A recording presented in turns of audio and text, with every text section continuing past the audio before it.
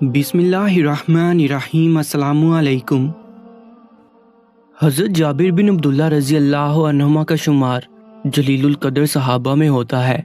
ग़ज़वा उहद में उनके वालिद 9 बेटियां छोड़कर शहीद हो गए, जिनका हज़रत जाबिर रज़ी अल्लाह ताला अन्हु के सिवा कोई कफ़ील नहीं था। वालिद हज़रत अब्दुल्ला रज़ी अल्लाह ताला अन्हु के ज़िम्मे बहुत सा कर्ज भी था, जो अब उनके जवान बेटे जाबिर रज़ी अल्लाह ताला अन्हु को अदा करना था। हज़रत जाबिर रज़ी अल्लाह ताला अन्हु हमेशा कर्ज की अदायगी और बहनों की परवरिश के बारे में परेशान और फिक्रमंद रहते थे। कर्ज खान ने सुबह शाम के मुतालबों से नाक में दम कर रखा था। मुसलमान नबी करीम सल्लल्लाहु अलैहि वसल्लम की मैयत में ग़ज़वा ज़ातुर रक़ा के लिए रवाना हुए। हज़रत जाबिर रज़ी अल्लाह ताला अन्हु भी उनके हमरा थे। वो गुर्बत के मारे एक इंतहाई लागर ऊँट पर सवार थे, जो चलने से इनकारी था। सब लोग उनसे आगे निकल गए और वो काफिले के आखिर में रह गए। रसूलुल्लाह सल्लल्लाहु अलैहि वसल्लम का दस्तूर था कि आप काफिले के पीछे पीछे आया करते थे। आप सल्लल्लाहु अलैहि वसल्लम को हज़रत जाबिर रज़ी अल्लाह ताला अन्हु का रेंगता ऊँट नजर आया तो उनके करीब गए और दरियाफ्त फरमाया, जाबिर क्या बात है? अल्लाह के रसूल सल्लल्लाहु अलैहि वसल्लम, मेरा ऊँट पीछे रह गया है।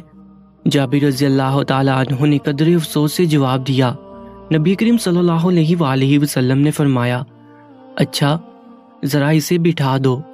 उन्होंने ऊँट बिठा दिया। नबी करीम सल्लल्लाहु अलैहि वसल्लम ने भी अपनी ऊँटनी उसके करीब बिठा दी। आपने जाबिर रज़ी अल्लाह ताला अन्हु से मुखातिब होकर कहा, ज़रा अपनी लाठी देना। उन्होंने लाठी पकड़ा दी। आपने लाठी से ऊँट को चंद हल्की ज़रबे लगाई। ऊँट जो अभी थोड़ी देर पहले चलने से आ रही था, उछलकर खड़ा हुआ और भागने लगा। उसके अंग अंग में चुस्ती की लहर दौड़ गई। हज़रत जाबिर रज़ी अल्लाह ताला अन्हु भागकर उसकी गर्दन से लटके और सवार हो गए और नबी सल्लल्लाहु अलैहि वसल्लम के साथ साथ चलने लगे और खुशी से फूले नहीं समाते थे कि उनका कमज़ोर बेफायदा ऊँट पहले की तरह तेज़ रफ्तार हो गया।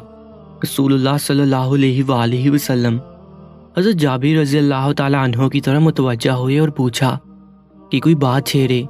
जाबिर उन फवाने शबाब में थे और जवानी के तफक्कुरात अमूमन शादी और माश के गिर्द घूमते हैं। आप सल्लल्लाहु अलैहि वसल्लम ने यहीं से गुफ्तगू का आगाज़ किया और पूछा, जाबिर शादी की? जी हाँ। जाबिर रज़ी अल्लाह ताला अन्हु ने मुस्कुराकर जवाब दिया। आप सल्लल्लाहु अलैहि वसल्लम ने दरियाफ्त किया, कुंवारी हैं या शादीशुदा? शादीशुदा है। नबी करीम सल्लल्लाहु अलैहि वसल्लम को ताज्जुब हुआ कि नौजवान कंवारा आदमी पहली शादी के लिए आमतौर पर कंवारी लड़की ही चाहता है। आपने मलाइमत से कहा, भला कंवारी औरत से शादी करते जो तुमसे खेलती और तुम उससे हंसी मजाक करते। हज़रत जाबिर रज़ी अल्लाह ताला अन्हु ने वजह बयान करते हुए कहा, ये अल्लाह के रसूल, आप सल्लल्लाहु अलैहि वसल्लम तो जानते हैं कि मेरे वालिद ग़ज़वा उहद में 9 बेटियां छोड़कर शहीद हो गए हैं, जिनका मेरे सिवा कोई कफ़ील नहीं। मुझे ये बात अच्छी नहीं लगी कि उन्हीं की हम उम्र किसी जवान लड़की से शादी कर लूं और वो सारा सारा दिन आपस में लड़ती झगड़ती रहें। इसलिए मैंने बड़ी उम्र की औरत से शादी की है, जो माँ की तरह मेरी बहनों को संभालेगी, उनकी कंघी पट्टी करेगी और उन्हें साफ सुथरा रखेगी। नबी करीम सल्लल्लाहु अलैहि वसल्लम ने देखा कि उनके रूबरू एक ऐसा नौजवान खड़ा है जिसने सिर्फ अपनी बहनों की खातिर जवानी के पुरकैफ जज्बात की कुर्बानी दी।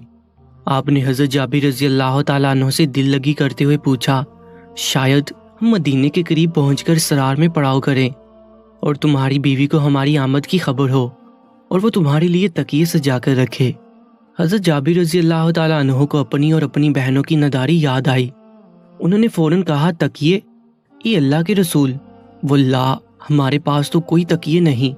आप सल्लल्लाहु अलैहि वसल्लम ने जवाब दिया, इंशाअल्लाह तुम लोगों के पास तकिए होंगे।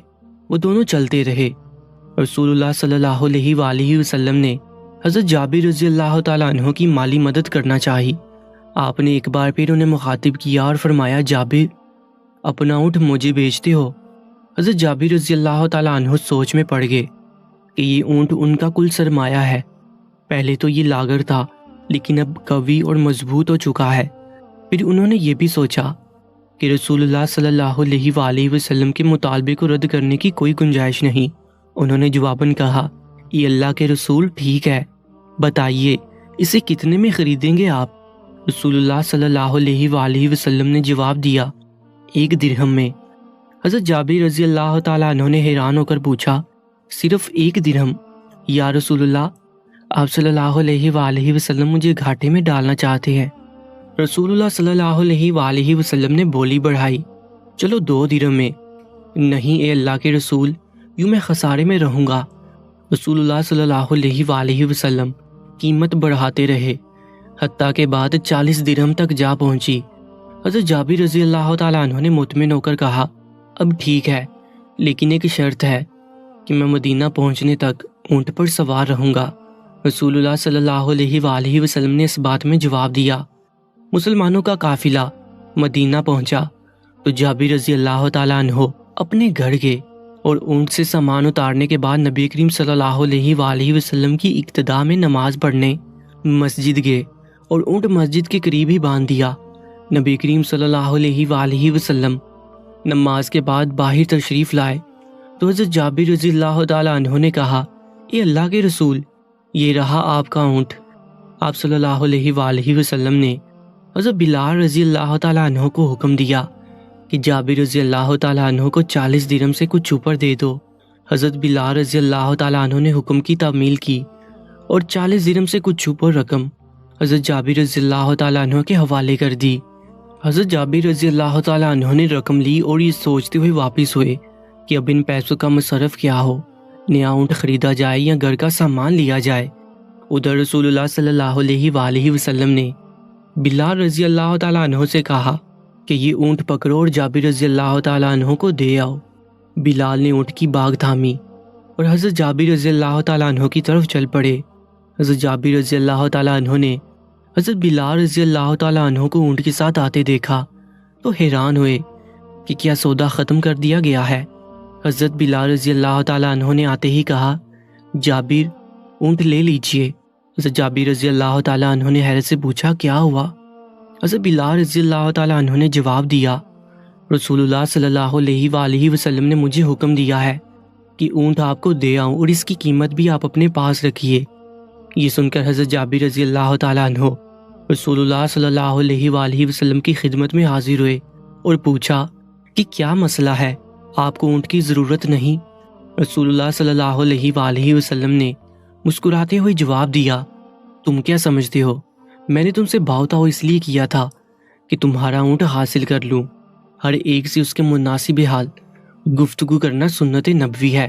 صدقہ خیرات اس طرح کرے کہ لینے والوں کو شرمندگی محسوس نہ ہو۔ سبحان اللہ۔ پیارے دوستو، ایسی ہی سبا کا موضوع اور ایمان فروز ویڈیوز کے لیے Urdu story time YouTube channel کو سبسکرائب کر لیجئے گا۔ اپنا بہت زیادہ خیال رکھیں۔ اللہ نگہبان۔